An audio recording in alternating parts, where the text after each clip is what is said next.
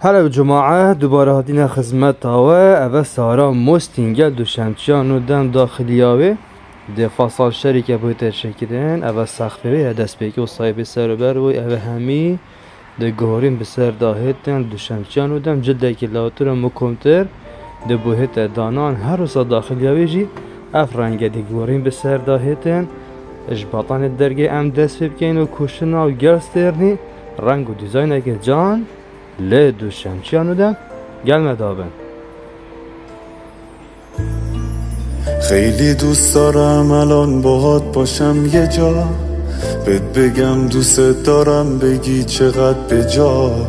دوست دارم یواشکی همش نگام کنی وقتی میپوشم لباسم و بگی کجا.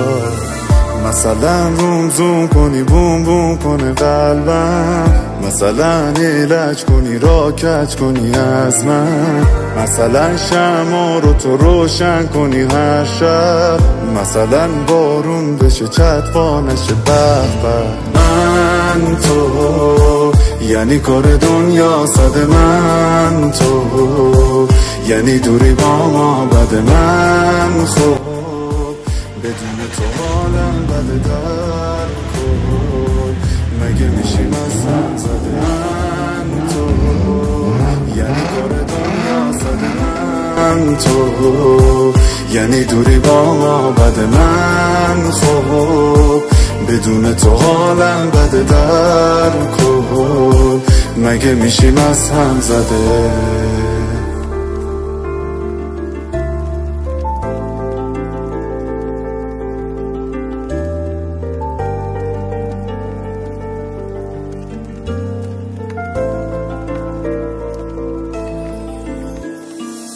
من همونم که میخندیدم به عاشقی، عاشقت شدم ببین اونم چه عاشقی. اگه آسمون از اون بالا بیاد زمین، من دوست دارم همین. من تو یعنی کار دنیا صد من تو، یعنی دوری با ما بد من خب بدون تو حالم بده در کن